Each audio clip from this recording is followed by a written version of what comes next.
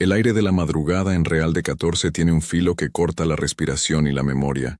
Es un frío seco, antiguo, que se mete en los huesos y parece susurrar historias de plata, de abandono y de espíritus que nunca se fueron del todo. Mi padre, Arturo, solía decir que este pueblo no vivía en el presente, sino en un eco constante de lo que fue. Y yo, Elena, a mis 63 años, empezaba a entenderlo. La casa de adobe y vigas de madera, herencia de mis abuelos, era mi ancla en este mar de tiempo suspendido. Desde mi ventana, el mundo se reducía a un lienzo de cerros ocres y un cielo tan lleno de estrellas que dolía mirarlo. Pero esa noche, algo más que las estrellas parpadeaba en la distancia, algo que helaba la sangre más que el mismo viento del desierto. Jamás mires la vieja gasolinera, Elenita, ni de día, y mucho menos de noche. Hay cosas que es mejor dejar enterradas. La voz de mi padre, ronca y con el peso de los años, resonó en mi mente tan clara como si estuviera sentado a mi lado, en su vieja mecedora de mimbre que aún conservaba el hueco de su cuerpo.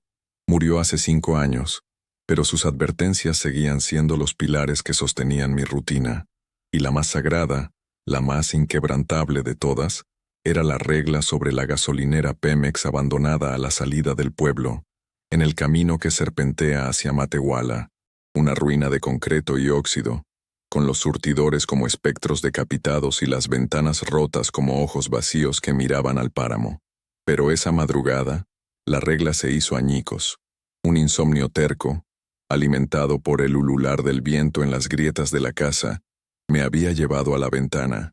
Buscaba la osa mayor, un juego que papá me enseñó para calmar los miedos infantiles. Y entonces las vi, luces rojas. No eran las luces traseras de un camión perdido, ni el fuego de una fogata lejana. Eran 3 orbes escarlatas, suspendidos en el aire, flotando con una lentitud antinatural justo sobre el techo de la oficina de la gasolinera. No parpadeaban, no se movían con el viento, simplemente estaban ahí, pintando el adobe decrépito con un resplandor que parecía latir, como el corazón de una bestia dormida. Mi primer instinto fue apartar la vista, obedecer la vieja orden. Cerré los ojos con fuerza, como si eso pudiera borrar la imagen. No mires, Elenita, no mires. Pero la curiosidad es una serpiente que, una vez que te pica, inyecta un veneno que anula el miedo. Volví a abrir los ojos. Las luces seguían ahí, indiferentes a mi pánico, a la historia del pueblo, a la advertencia de mi padre. Eran una anomalía, una pregunta colgada en la quietud del desierto. ¿Qué eran? ¿Y por qué allí, en ese lugar maldito del que nadie hablaba? Mi padre había sido un hombre de silencios. Fuerte, trabajador, de esos norteños que parecen tallados en la misma piedra de las minas. Había construido un pequeño negocio de transporte, moviendo mercancías desde San Luis Potosí hasta la frontera. No éramos ricos, pero nunca nos faltó nada. Recuerdo que en sus últimos años, cuando la enfermedad ya le había robado la fuerza pero no la lucidez, se sentaba por horas a mi lado en el patio, mirando hacia el camino. A veces su mirada se perdía en dirección a la gasolinera y su rostro se ensombrecía. «Hay deudas que no se pagan con dinero, hija», me dijo una vez, sin que yo le preguntara nada. «Se pagan con paz. Y ese lugar se robó la paz de muchos». Nunca me atreví a preguntar más. Había una barrera invisible en torno a ciertos temas, y la gasolinera era el más alto de todos los muros. Sabía que había cerrado de la noche a la mañana, hacía más de 30 años. La gente decía que el dueño, un forastero llamado Ricardo Montenegro, simplemente se había esfumado. Dejó todo: herramientas, papeles, hasta una foto enmarcada de su esposa en el escritorio. El pueblo, siempre propenso al mito, tejió leyendas de fantasmas, de pactos con el diablo, de tesoros enterrados. Pero mi padre nunca participó en esos chismes. Su silencio era diferente, más pesado, cargado de un conocimiento que le dolía. Las luces rojas seguían flotando, y sentí que me llamaban. Era una sensación irracional, un tirón en el pecho que me impulsaba a entender. ¿Era esto lo que mi padre temía? ¿Que viera lo que fuera que habitara ese lugar? El miedo y la lealtad a su memoria luchaban dentro de mí. Por un lado, Su advertencia era un testamento, un último acto de protección. Por otro, ¿cómo podía seguir viviendo a la sombra de un miedo que no comprendía? Ya no era una niña. Era una mujer que había enterrado a sus padres, que había navegado las aguas turbulentas de la vida y que se enorgullecía de su fortaleza. Me alejé de la ventana y fui a la cocina. El piso de terracota estaba helado bajo mis pies descalzos. Me serví un vaso de agua, pero mis manos temblaban tanto que una parte se derramó. Mientras limpiaba el pequeño charco, mi reflejo en el cristal oscuro de la alacena me devolvió la mirada de una mujer con el cabello plateado y los ojos de mi padre. Ojos que habían visto demasiado y que ahora se enfrentaban a un nuevo abismo. La vida, pensaba, nos prepara para las tormentas conocidas. La enfermedad, la pérdida, la soledad, pero no nos da un manual para cuando lo imposible toca a tu puerta. Recordé una conversación con doña Elvira, la curandera del pueblo, poco después del funeral de papá.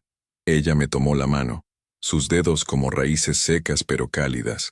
Tu padre cargaba con un peso muy grande, Elena, un peso que no le correspondía.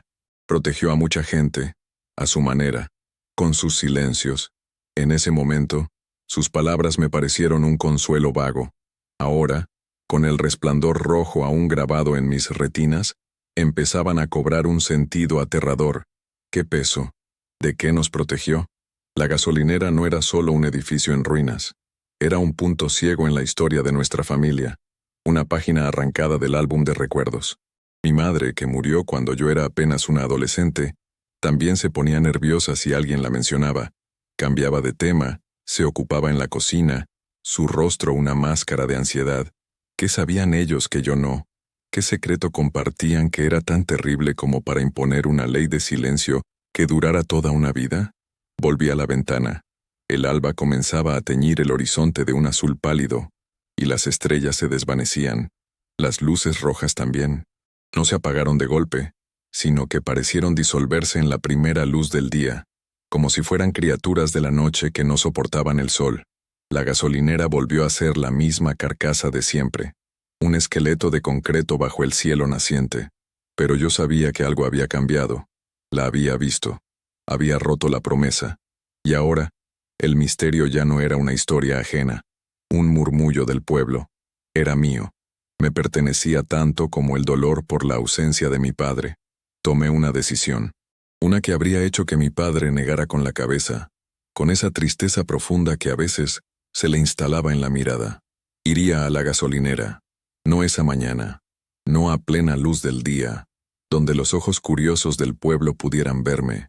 Iría cuando la oscuridad volviera a caer, cuando el mundo de los vivos durmiera y el de los secretos despertara. Necesitaba respuestas, no por un capricho, sino por una necesidad visceral de entender el legado de mi padre, de comprender la naturaleza de sus miedos, y quizás, de liberarlo de ese peso del que hablaba doña Elvira, aunque fuera de forma póstuma. Me vestí lentamente, con la mente trabajando a 1000 por hora. Abrí el viejo baúl de cedro al pie de mi cama, donde guardaba los recuerdos de mi padre. Entre sus herramientas de trabajo y algunas camisas gastadas, estaba su cartera. La abrí.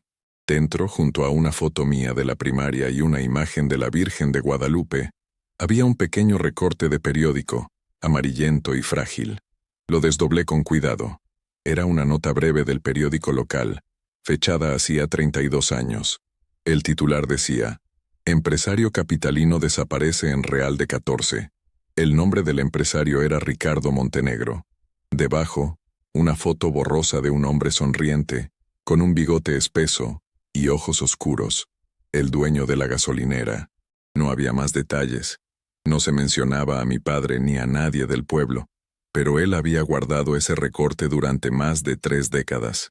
Era una pieza del rompecabezas, la primera que encontraba.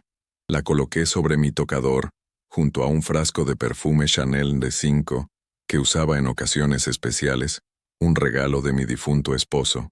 El lujo discreto del frasco contrastaba con la crudeza del recorte. Eran dos mundos, el de la normalidad que me esforzaba por mantener y el del misterio que acababa de abrirse ante mí. El día transcurrió en una neblina. Hice mis compras en el mercado, saludé a los vecinos, regué mis geranios. Pero todo era un acto. Mi mente estaba en otro lugar, en la madrugada, en las luces rojas, en el rostro sonriente de un hombre desaparecido. Cada conversación casual se sentía como una farsa. Cuando doña Inés, la dueña de la tienda de abarrotes, me preguntó por qué tenía tan mala cara, le mentí diciendo que había pasado una mala noche. Son los aires, mija. Se están llevando el calor y traen los malos pensamientos, dijo ella, y su comentario tan inocente me pareció una profecía. Al atardecer, el cielo se pintó de los mismos tonos rojos que las luces que había visto. Me pareció una señal, una confirmación de mi propósito. Esperé a que la noche se asentara por completo, a que las luces del pueblo se fueran apagando una a una, hasta que solo quedara el resplandor lechoso de la luna.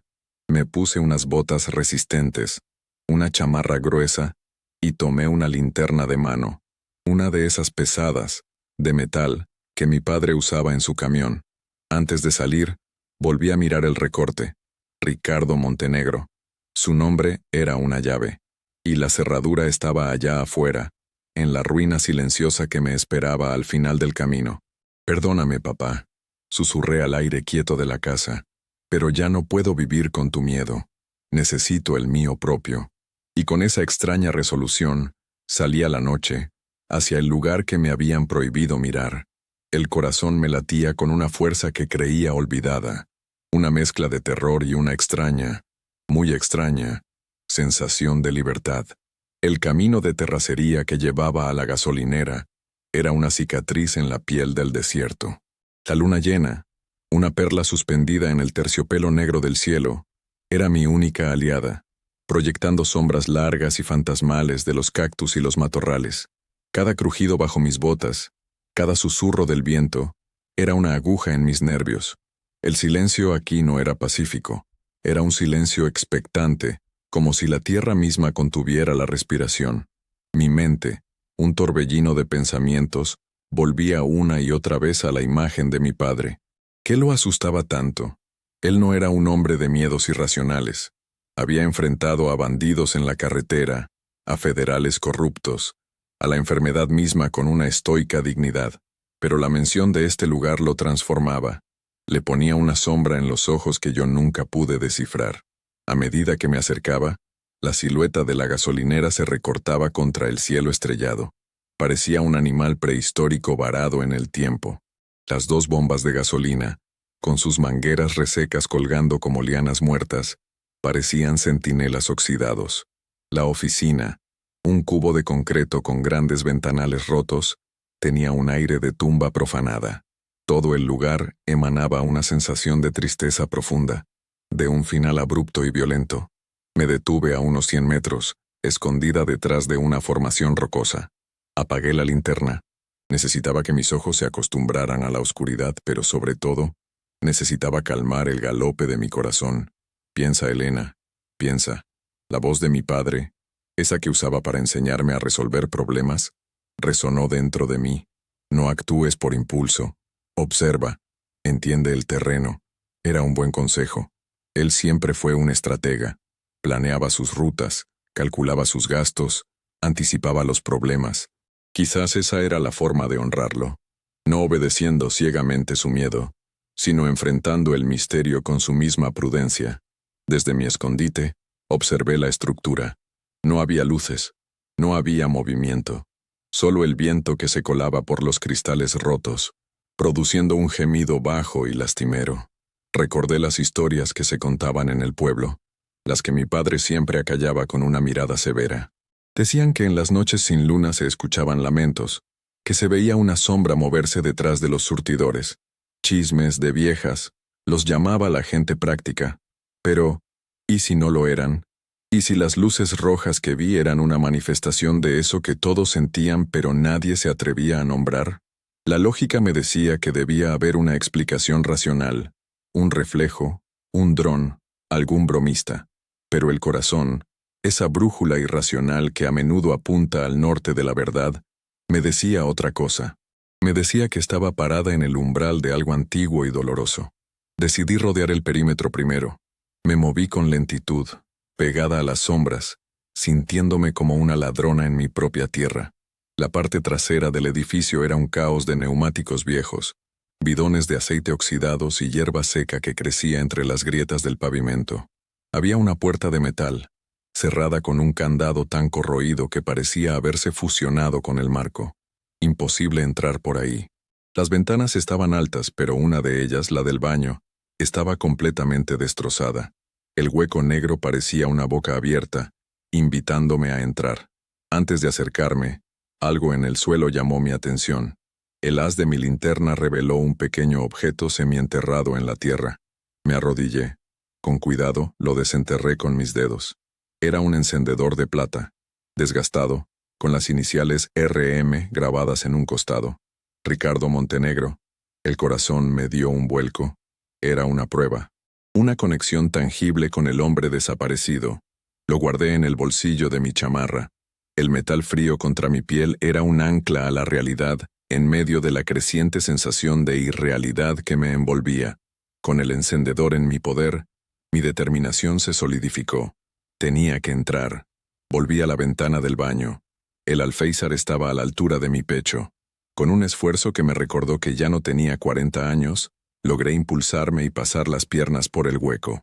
Caí dentro con un ruido sordo, sobre un suelo cubierto de polvo y trozos de vidrio. El olor a humedad, a abandono y a algo más, algo vagamente metálico y dulzón, me golpeó con fuerza. Encendí la linterna.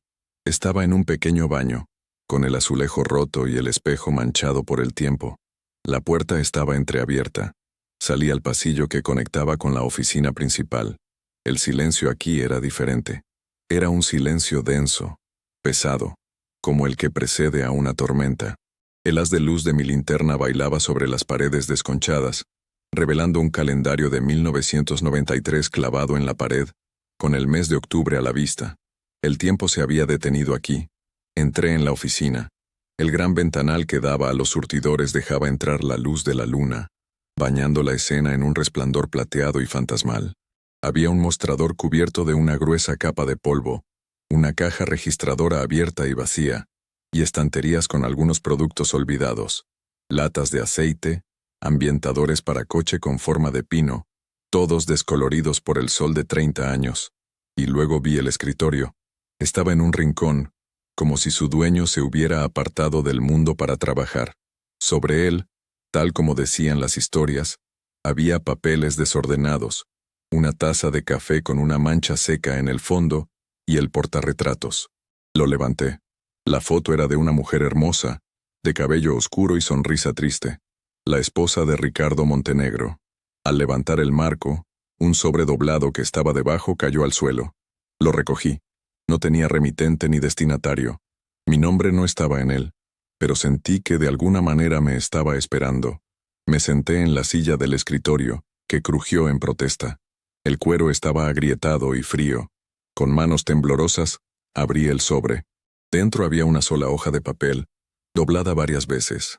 Era una carta, escrita con una caligrafía elegante pero apresurada.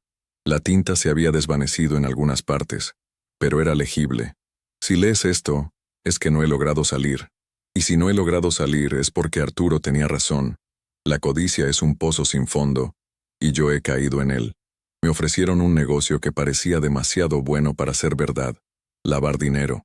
Usar la gasolinera como fachada para mover ganancias ilícitas de un cartel. Me negué. Les dije que era un hombre de trabajo, no un criminal.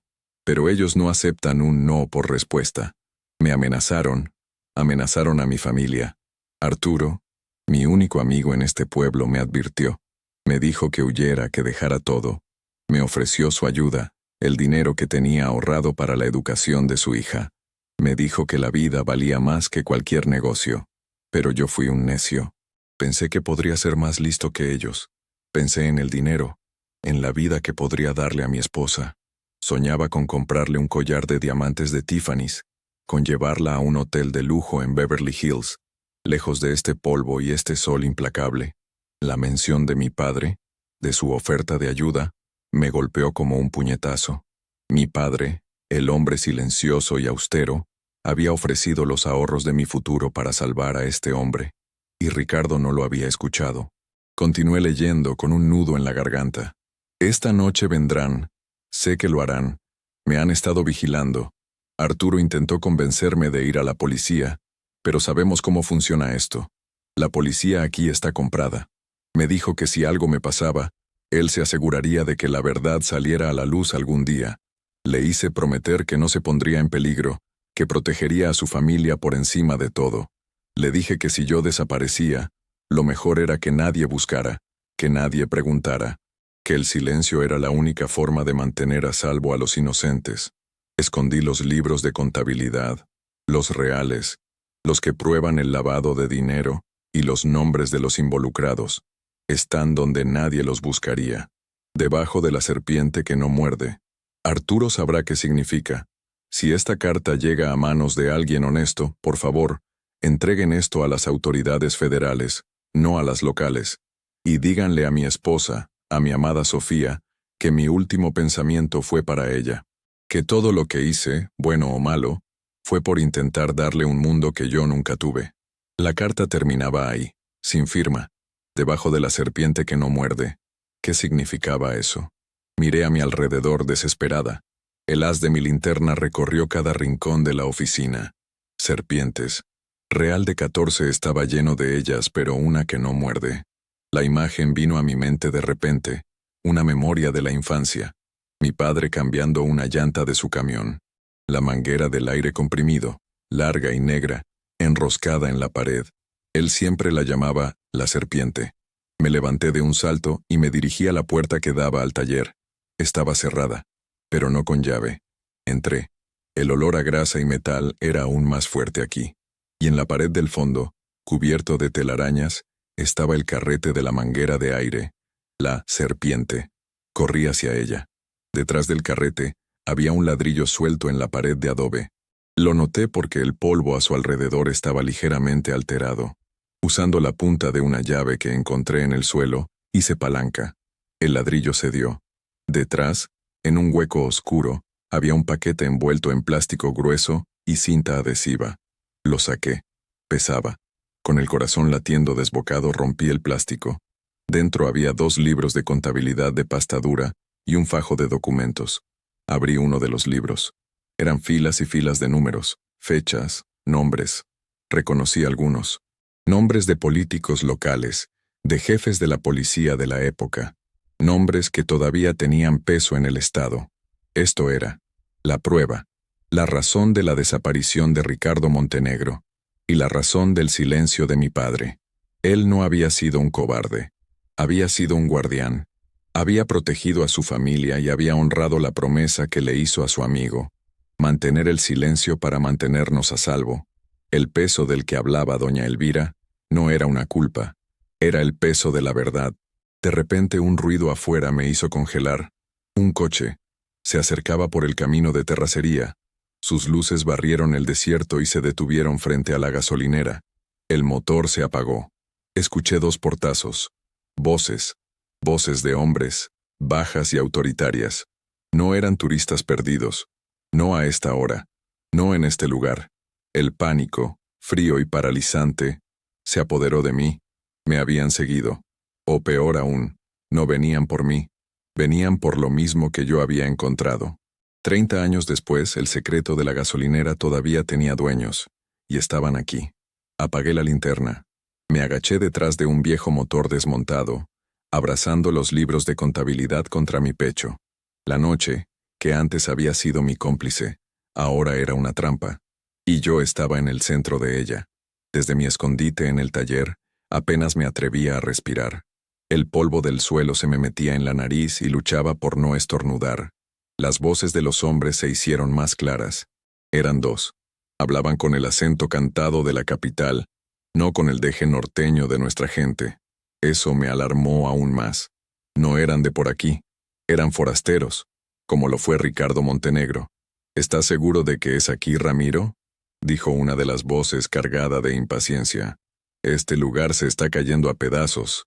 Llevamos 20 años escuchando al viejo decir que aquí se cerró el trato. El viejo no se equivoca en esas cosas, patrón, respondió la segunda voz, más servil. Dijo que el tal Montenegro se puso gallito y que tuvieron que callarlo, pero que los papeles importantes nunca aparecieron. El jefe de plaza de aquel entonces se volvió loco buscándolos. El viejo cree que el tipo los escondió aquí mismo, antes de que se lo llevaran. El viejo. Se referirían a uno de los hombres cuyos nombres estaban en los libros que ahora abrazaba contra mi pecho. La sangre se me heló. No estaban buscando un tesoro de piratas. Estaban buscando eliminar la última prueba de sus crímenes, un cabo suelto de hacía más de 30 años. Probablemente, la muerte reciente de algún antiguo capo había reabierto la herida, y sus herederos querían asegurarse de que el pasado quedara enterrado para siempre. Escuché sus pasos crujir sobre el pavimento roto afuera. El haz de sus linternas cortaba la oscuridad, proyectando figuras grotescas a través de las ventanas sucias del taller. Se movían con una confianza que me heló la sangre. No eran ladronzuelos, eran profesionales. Sabían lo que hacían. Uno de ellos forzó la puerta de la oficina. Escuché el metal chirriar y luego el sonido de cosas siendo arrojadas al suelo. Estaban registrando el lugar. Mi mente trabajaba a una velocidad vertiginosa. No podía quedarme ahí. Tarde o temprano, entrarían al taller. La única salida era una pequeña ventana en la pared trasera, alta y sucia, que daba al desierto abierto. Era mi única oportunidad. Aferrando los libros me moví en cuclillas, usando las sombras de la maquinaria vieja como cobertura. Cada pequeño ruido que hacía me sonaba como una explosión. Llegué a la pared trasera. La ventana estaba trabada por el óxido. Usé toda mi fuerza, y con un gemido metálico que me pareció ensordecedor, la ventana cedió y se abrió unos centímetros. Era suficiente. ¿Oíste eso?, dijo la voz del patrón desde la oficina. Debe ser el viento o algún animal, respondió Ramiro, pero su voz sonaba menos convencida. No tenía tiempo. Empujé los libros a través de la abertura. Cayeron con un golpe sordo en la tierra de afuera.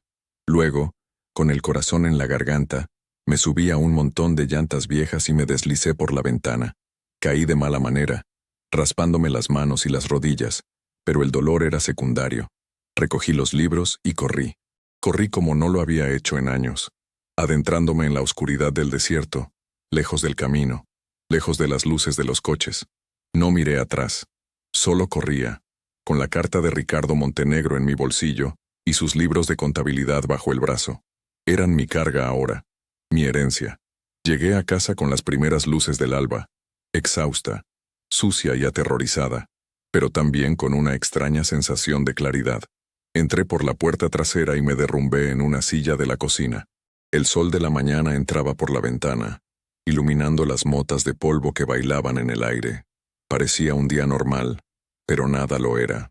La noche había destrozado la paz de mi vida, pero a cambio, me había dado un propósito. Puse los libros sobre la mesa. Eran la voz de un hombre muerto, la prueba de la valentía de mi padre y la condena de hombres muy poderosos. ¿Qué hacer ahora? La carta de Ricardo era clara. No confiar en las autoridades locales. Pero, ¿cómo llegar a las federales? ¿Quién me creería? Una mujer mayor de un pueblo perdido en el desierto, con una historia de fantasmas y una contabilidad de 30 años de antigüedad, podrían reírse de mí, o peor, alertar a la gente equivocada. Pasé los siguientes días en un estado de alerta constante.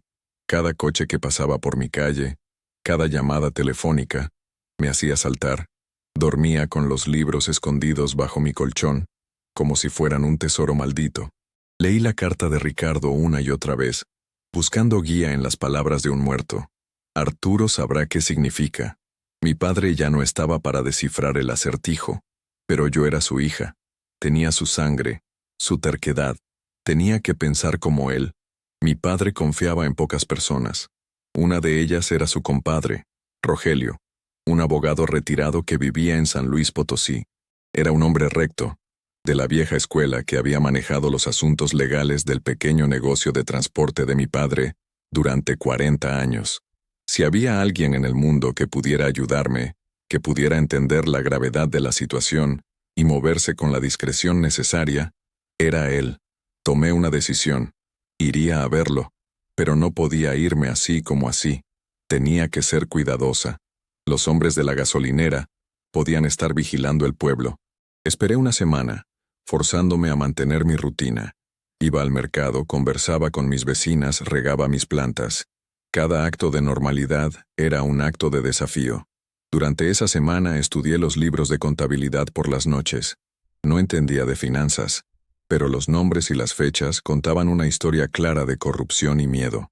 Veía cómo las sumas de dinero ilícito se movían, cómo coincidían con eventos políticos de la época, con la construcción de obras públicas. Era una red de podredumbre que se extendía mucho más allá de la vieja gasolinera. Una tarde, mientras ordenaba los papeles de mi padre, encontré algo que me dio una idea. Era un estado de cuenta de una tarjeta American Express Black, que él rara vez usaba, pero que mantenía por prestigio y por las emergencias en sus viajes. La tarjeta en sí estaba en su cartera, en el baúl. Ver ese símbolo de un mundo financiero al que mi padre apenas pertenecía, me hizo pensar en el contraste con el dinero sucio de esos libros, y me hizo pensar en la apariencia. Para salir del pueblo sin levantar sospechas, no podía parecer una mujer asustada que huía. Tenía que parecer una señora de su casa que iba de compras a la ciudad. El día que elegí para irme, me vestí con mi mejor ropa, un traje sastre que no me ponía en años y un bolso de piel bueno. Guardé los libros de contabilidad en una bolsa de compras reutilizable, debajo de unas verduras y una hogaza de pan. Tomé el primer autobús de la mañana a San Luis Potosí. Durante todo el viaje, mi corazón fue un tambor ansioso, pero mi rostro era una máscara de serenidad. Miraba el paisaje desértico pasar, los mismos cerros que mi padre había recorrido miles de veces en su camión, y sentí su presencia a mi lado, dándome fuerza. Llegué a la oficina de Rogelio sin cita. Su secretaria, una joven que no me reconoció, me miró con escepticismo, pero cuando dije mi nombre, y que era la hija de Arturo Vargas, los ojos de la chica se abrieron y me hizo pasar de inmediato. Rogelio estaba detrás de un imponente escritorio de caoba, rodeado de libros de leyes. Se había encogido con la edad, pero sus ojos, detrás de unos gruesos lentes, conservaban una inteligencia afilada. Se levantó para abrazarme. «Helenita, qué milagro. ¿Qué te trae por acá? ¿Todo bien en Real de 14? No todo, Rogelio. No todo», dije, y mi voz se quebró por primera vez en días. Le conté todo, desde las luces rojas hasta la carta de Ricardo Montenegro, los hombres en la gasolinera y los libros de contabilidad. Saqué los libros de la bolsa de compras y los puse sobre su escritorio. Rogelio escuchó en silencio, sin interrumpirme, su rostro volviéndose más y más grave con cada palabra. Cuando terminé, se quedó mirando los libros durante un largo rato. Se quitó los lentes, los limpió con un pañuelo y se frotó los ojos. «Tu padre», dijo finalmente con la voz ronca, «tu padre era el hombre más valiente que he conocido. Siempre lo supe. Me contó una parte de esta historia hace muchos años. Me dijo que un amigo suyo se había metido en problemas muy serios y que le había encargado algo. Nunca me dijo qué. Solo me hizo prometer que si alguna vez tú venías a verme con un problema que te superara, que te escuchara como si fueras mi propia hija». Las lágrimas que había contenido durante días finalmente rodaron por mis mejillas. No eran lágrimas de miedo, sino de alivio y de orgullo. Mi padre había pensado en todo. Había tejido una red de seguridad para mí, incluso desde la tumba. Rogelio abrió uno de los libros. Sus ojos de abogado recorrieron las páginas, reconociendo la jerga, los patrones, el veneno escondido en las cifras. «Esto es dinamita, Elena», dijo en voz baja. «Esto no solo puede meter a gente en la cárcel, esto puede derribar carreras políticas enteras. Es peligroso, muy peligroso». «Lo sé», respondí secándome las lágrimas, «pero no puedo no hacer nada. Se lo debo a Ricardo, y se lo debo a mi padre». Rogelio asintió lentamente. «Tienes la misma determinación de Arturo. Está bien. Vamos a hacer esto, pero lo vamos a hacer bien, con inteligencia, como lo habría hecho tu padre». Se levantó y caminó hacia la ventana de su oficina, que daba a un bullicioso bulevar. «No podemos ir a la Fiscalía Estatal. Algunos de los nombres en estos libros tienen conexiones ahí. Necesitamos ir más arriba. Tengo un contacto en la Ciudad de México, un hombre que le debe un gran favor a mi familia. Trabaja para una unidad especial de la Fiscalía Federal que se encarga de delincuencia organizada y lavado de dinero. Es arriesgado, pero es nuestra mejor opción». Me explicó el plan. Haríamos copias de todos los documentos. Yo me quedaría en San Luis, en un pequeño hotel discreto. Él viajaría a la Ciudad de México con las copias y se reuniría con su contacto. Los originales se quedarían en un lugar seguro, una caja de seguridad en un banco a mi nombre, a la que solo yo tendría acceso. Esa sería nuestra póliza de seguro. Elena, dijo Rogelio volviéndose para mirarme con una seriedad que me heló. Una vez que pongamos esto en movimiento, no habrá marcha atrás. Esta gente no juega. ¿Entiendes lo que te estoy pidiendo que arriesgues? Miré por la ventana, a la ciudad que se movía ajena a mi dilema.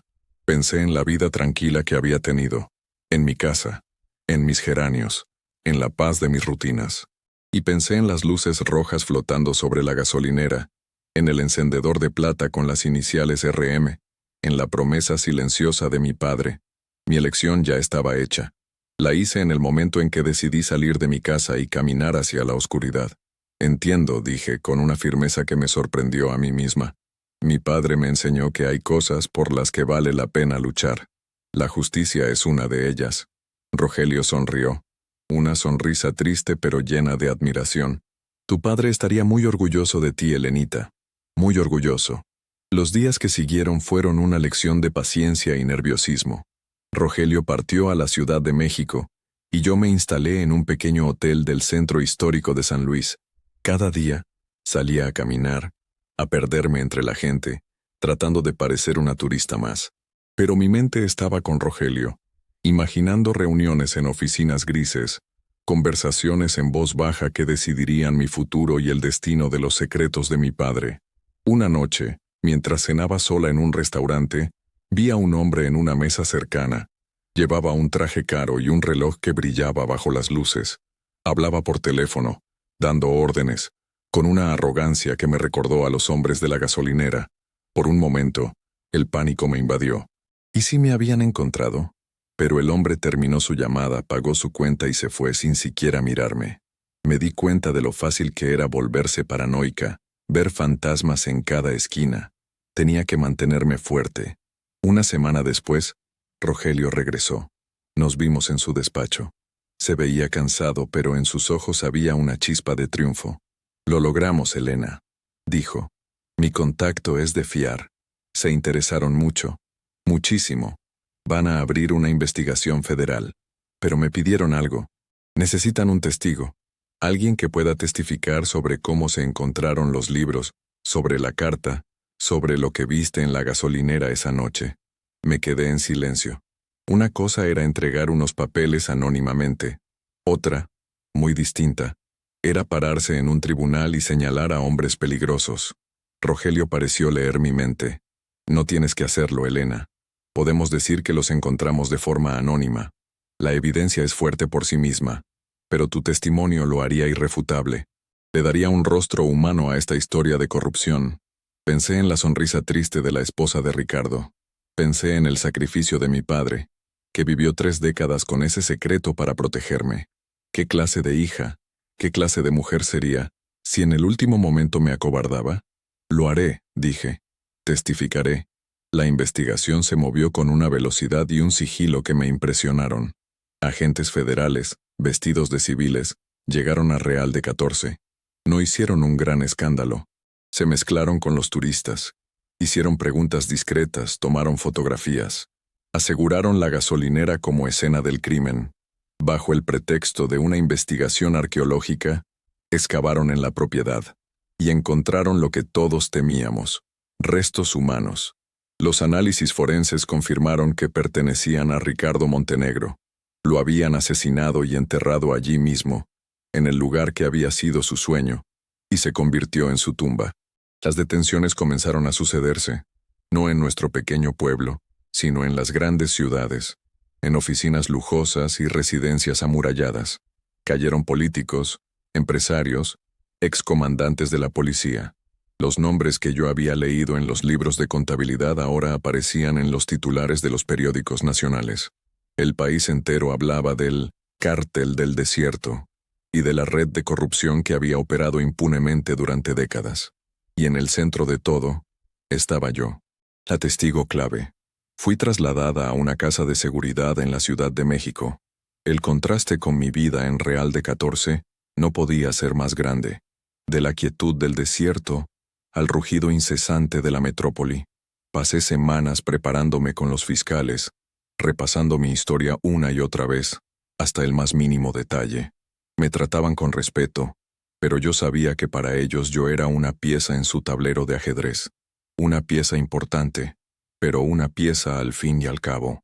Hubo momentos en los que el miedo amenazaba con consumirme, noches en las que despertaba sudando, pensando en los rostros de los hombres que había visto, imaginando su venganza. En esos momentos, cerraba los ojos y pensaba en mi padre, en su calma, en su fuerza silenciosa. Él había vivido con este miedo durante 30 años. Yo podía soportarlo durante unos meses. Un día, uno de los fiscales me trajo un paquete. «Llegó para usted», me dijo. Lo abrí. Dentro había un hermoso bolso de piel de la marca Louis Vuitton y una nota. Era de Sofía, la viuda de Ricardo Montenegro. Los investigadores la habían localizado. Vivía en Houston, Texas. Se había vuelto a casar y tenía una familia. La nota era breve y estaba escrita en un papel elegante. «Señora Vargas, no hay palabras para agradecerle lo que ha hecho. Me ha devuelto la verdad, y con ella, una paz que creí perdida para siempre. Ricardo siempre la admiró a usted y a su padre. Decía que eran la gente más decente de ese pueblo. Me enteré de que va a necesitar valor en los próximos días.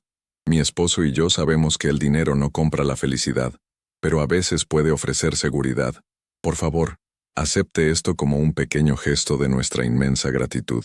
Úselo para construir una nueva vida si es lo que desea.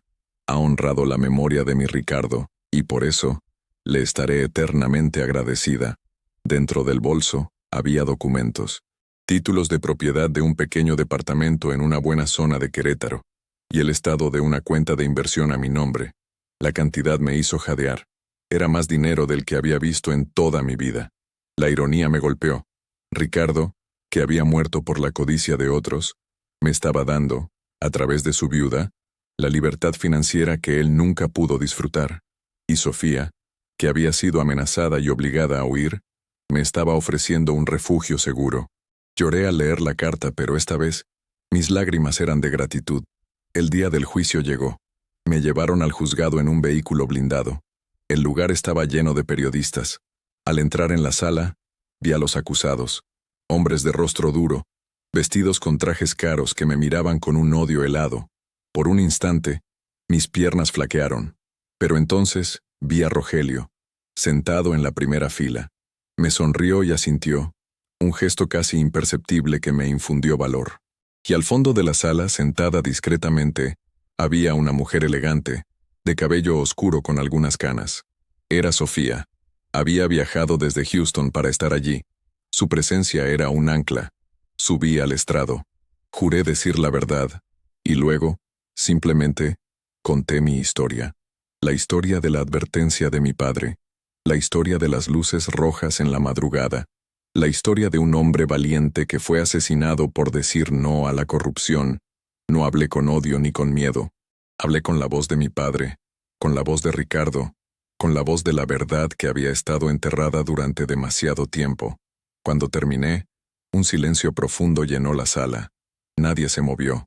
Y en ese silencio, sentí que el peso que mi padre había cargado durante tantos años, el mismo peso que yo había asumido, finalmente se levantaba, se disolvía en el aire, como las luces rojas al amanecer. Ya no era nuestro. Ahora pertenecía a la justicia. La sentencia fue dura. Cadenas perpetuas para los autores materiales del asesinato. Décadas de cárcel para los políticos y empresarios por lavado de dinero y delincuencia organizada. La red se había desmoronado. La verdad, aunque tardía, había prevalecido. Después del juicio, Sofía se acercó a mí. Nos abrazamos sin decir palabra. No era necesario. Éramos dos mujeres unidas por el mismo hombre, por la misma búsqueda de justicia. «Ahora puede descansar en paz», susurró ella. Y yo supe que no solo se refería a Ricardo, sino también a mi padre. No volví a Real de 14 de inmediato. Usé el dinero que Sofía me dio para tomarme un tiempo. Viajé. Conocí el mar, que mi padre siempre había soñado con ver. Me senté en cafés de ciudades coloniales leyendo libros que siempre había querido leer. Aprendí a estar sola sin sentirme sola. Pero a pesar de la belleza de los nuevos lugares, mi corazón anhelaba el silencio del desierto, el olor a tierra mojada después de la lluvia, la vista de los cerros desde la ventana de mi casa. Un año después, regresé. El pueblo era el mismo, y a la vez, diferente. La historia de la gasolinera se había convertido en una leyenda contada correctamente. La gente hablaba de mi padre, Arturo Vargas, no como un hombre huraño, sino como un héroe silencioso. La gasolinera en ruinas fue demolida. En su lugar, el gobierno municipal, con fondos federales recuperados de los criminales, construyó un pequeño parque y un mirador, un lugar de paz donde antes había habido un lugar de dolor. Yo también había cambiado. El miedo que me había gobernado durante tanto tiempo se había ido. En su lugar, había una calma profunda, una aceptación. Había aprendido que el verdadero legado de un padre no son las advertencias que te da, sino la fuerza que te infunde para enfrentar tus propios miedos. A veces, por las noches, todavía me asomo a la ventana y miro hacia el lugar donde estuvo la gasolinera. Ya no hay luces rojas, solo la serena y constante luz de las estrellas, las mismas que mi padre me enseñó a nombrar, y siento su presencia, no como una advertencia, sino como un abrazo, y le doy las gracias, por su silencio, que me protegió, y por su verdad, que finalmente me hizo libre. Gracias por llegar hasta el final de esta reflexión. Si estás leyendo esto, quiero que sepas que no estás solo. Ahora, te invito a un momento de calma. Voy a compartir una oración, no importa tu religión, sino tu fe. Una oración pensada para ayudarte, para abrazar a todos los que en silencio luchan, sienten, esperan. Solo cierra los ojos un instante y deja que estas palabras te acompañen. Ten fe, todo va a estar bien. Orar, encenderse por dentro. Hay dolores que nadie ve, dolores que no gritan, no sangran, pero pesan como un velo sobre los hombros. Esos que uno carga en silencio, tratando de entender, de seguir, de soportar. Pero hay un momento, y yo he estado ahí varias veces, en que el esfuerzo cansa, la mente se rinde, y algo dentro de uno se arrodilla, no por debilidad, sino por verdad. Es en ese instante cuando la oración comienza, o mejor dicho, aparece. No esa hecha con palabras bonitas o promesas apresuradas, sino la que brota de un lugar tan profundo que ni siquiera tiene nombre, como un susurro del alma diciendo, ya no puedo sola. Orar, descubrir, no es pedir, es recordar. Recordar quiénes somos cuando el ego se aquieta. Recordar que la vida también late en lo invisible, que hay un centro en nosotros donde todo descansa, y que, aunque por fuera todo parezca derrumbarse, ese centro permanece. A veces, orar es simplemente cerrar los ojos y recogerse como una flor que siente el frío de la noche. Es permitir que una presencia suave nos envuelva, no como magia, sino como sustento, como quien dice sin prisa, aquí estoy, incluso ahora. La oración, o la súplica, no cambia el mundo, pero cambia a quien ora. No evita los dolores, pero transforma la forma en que atravesamos cada uno de ellos. Nos da una mirada más tierna, un corazón menos endurecido, un paso más firme, incluso en la oscuridad. Es como si, por un instante, el alma flotara por encima del tiempo y regresara al cuerpo con más paz. No una paz ruidosa, sino esa que solo quien ha pasado por el caos puede reconocer. Orar es afinar la escucha. La mente se calla y la intuición despierta. Las respuestas no siempre vienen en palabras. A veces son solo percepciones, toques sutiles, un calor en el pecho. La oración ilumina lo que estaba turbio, deshace nudos que ni sabíamos que teníamos. Y lo más bonito es que no tiene que ser complicado. Orar es hablar con Dios, con el universo, con esa inteligencia amorosa que nos habita y nos envuelve, incluso cuando lo olvidamos. Y no tiene que sonar bonito. No necesitas saber rezar. No necesitas entender nada sobre la fe. Puede ser un desahogo en la ducha, una lágrima en la almohada, una frase susurrada antes de dormir. Cuídame. Puede ser incluso el silencio, cuando el dolor es tan profundo que no salen palabras. Dios entiende todo eso. El universo escucha lo que el corazón no sabe decir. No hay una forma correcta. Hay presencia. Y cada vez que nos permitimos ese encuentro, aunque sea sin ritual, aunque sea sin certeza, es oración. Es tan simple, tan al alcance. Orar es solo recordar que no estamos solos. Y entonces, un día, sin darnos cuenta, nos volvemos oración. La forma de caminar, de tocar, de callar, todo empieza a vibrar distinto. Ni siquiera hace falta decir nada. Solo estar ahí ya es oración viva. Y hasta en los días en que no logramos orar, y sí, hay días así, el alma sigue orando por nosotros. El espíritu no olvida de dónde viene. Al final, orar es eso, encenderse por dentro, y dejar que esa luz nos guíe, incluso cuando no sabemos el camino. Si esta historia te ha tocado de alguna manera, te invito a que dejes un comentario y sigas nuestro canal. Vuestras palabras son muy importantes para nosotros. Nos encantaría escuchar tus ideas. ¿Qué otras historias o asuntos te gustaría que exploráramos? Y cuéntanos, ¿desde qué rincón del mundo nos estás leyendo? Como una pequeña forma de agradecerte por tu tiempo y tu apoyo, he dejado algunas recetas de tés relajantes y postres sin azúcar en el primer comentario fijado. Que Dios te proteja a ti y a los tuyos.